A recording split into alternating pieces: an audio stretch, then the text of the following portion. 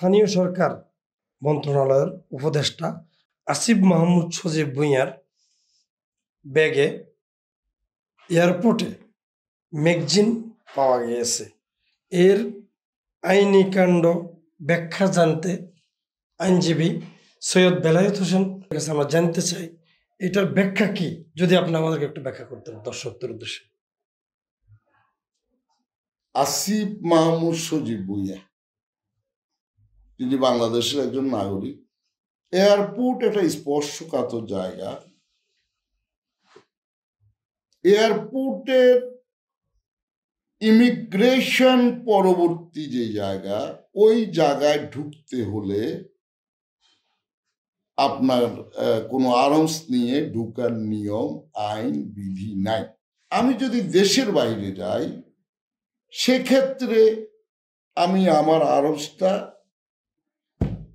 আমার সাথে রাখতে পারবো না, ভিতরে ঢুকাতে পারবো না, নিতে পারবো না। যদি ভুল ক্রমে লাগে যেখান থেকে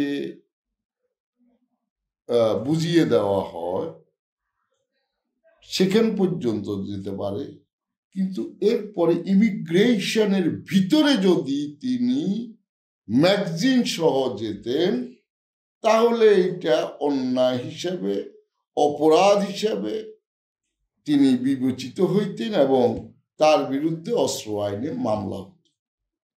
যেহেতু তিনি ইমিগ্রেশনটা ক্রস করেন নাই, এর আগেই তার ব্যাগে ম্যাগজিনটা পাওয়া গেছে। কেউ কেউ বলতেছেন জি, সে এখনো ছাত্র, লেখাপড়া অবস্থায়, সে গভর্নমেন্টের বেড ট্যাক্স দ্বারা ব্যবসা করে না, সে বাংলাদেশের মন্ত্রী পদমর্যাদা। বাংলাদেশের তিনি একজন নাগরিক, তিনি দেশের উপদেষ্টা হয়েছেন।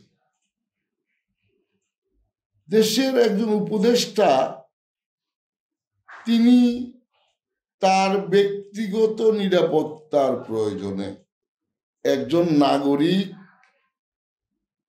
উপদেষ্টা হিসাবে, এই মুহূর্তে একজন উপদেষ্টা হিসাবে তিনি সরকারি নিরাপত্তা থেকে শুরু করে সকল সুযোগ সুবিধা পান। কিন্তু তিনি যদি 3 দিন পরে সিদ্ধান্ত নেন বা 3 দিন পরে তাকে অব্যাহতি দেওয়া হয় অথবা তিনি অব্যাহতি নেন, তখন তো তার নিরাপত্তার জন্য তার ব্যক্তিগত আর্মসের প্রয়োজন হবে। তিনি বাংলাদেশের উপদেষ্টা হিসাবে একজন মন্ত্রীর পদমর্যাদা, তিনি দায়িত্বশীল, দায়িত্ব পালন করেন। সুতরাং তার নিরাপত্তার প্রয়োজন হতেই পারে এবং তিনি মনে করতেছেন তার জীবনের নিরাপত্তার জন্য, তার সম্পদের নিরাপত্তার জন্য আর্মস প্রয়োজন।